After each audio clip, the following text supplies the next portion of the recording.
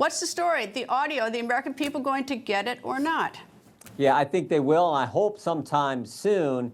Never forget what happened here, though, why we had the Hur investigation. Joe Biden kept material he wasn't allowed to keep, and then he shared it with people he wasn't allowed to share it with, and he did it for a book advance. He had 8 million reasons to break the law, and we pointed this all out in the hearing.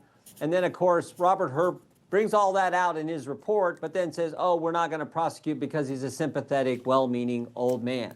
Well, I mean, come on. We want the tapes. We think the American people should get that information, particularly now when everyone's now saying what we all saw a few years ago actually took place.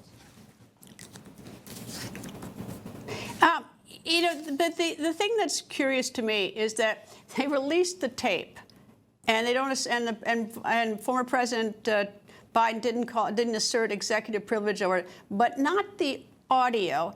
And even with regards to his executive privilege is not for sort of an outside investigation when you're being investigated for a possible crime. It has to do with something very specific inside the White House in dealing with your aides. I said there's no executive, under any possible thought, could this be covered by an executive privilege. Right, and it's almost like, as you point out, Greta, they waived it when they released the transcript, for goodness sake. So I think they all knew this. I think Garland knew this. I think the White House knew it. The White House counsel's office knew this. They just didn't want it out there because they were going to run this guy for president. According to the latest book that's out, they were going to put him in a wheelchair after if he won the election this past year. So, yeah, it was all designed for political reasons to get him through the election. They released the transcript, but oh, no, you can't have the audio tapes because we don't, too many uhs, too many pauses, too many things that the people would now have in an audio tape confirmed what they saw with their own eyes.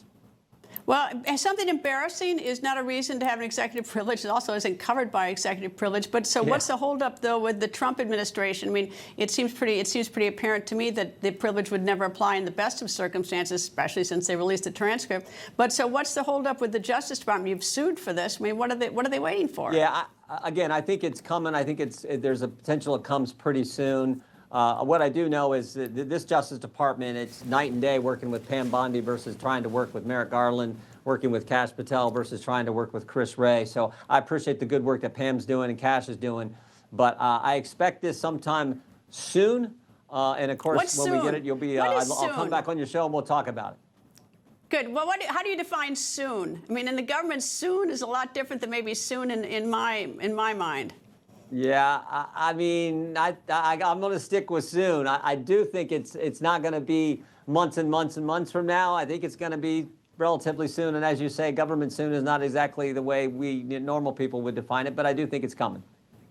Why does this matter? I mean, I want to hear it, and it's important for me. Just I don't know why I'm hung up on it. Transparency, and it's really what should be done. And also I think he was commander in chief, and he was supposed to. We've got military in dangerous places around the world. Well, I think it's important. But I still think it's important, even though he's not president. No, I totally agree, and it's important because of what the mainstream media did, what the legacy media did. Jake Tapper was saying, no, he's fine, everything's wonderful. Joe Biden's the brightest guy on the planet, and now he's got a book out saying just the opposite. So I think it's good for that reason too, to show how, just as if most Americans didn't know this already, but just how bad the mainstream press was on this. I mean, think about this.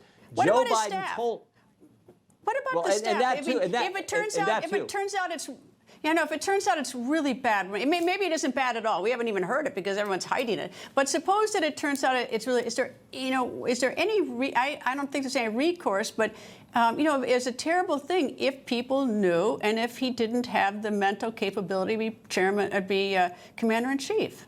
Yeah, I think that's important as well.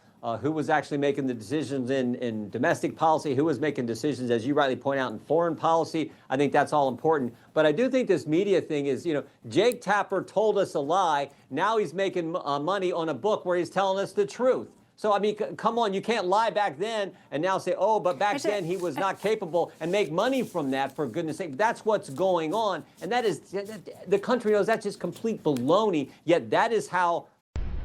People think news just happens. It doesn't. It happens because there's someone there to capture the moment, to explain it and share it. That's my job. I go where news breaks and give you the facts.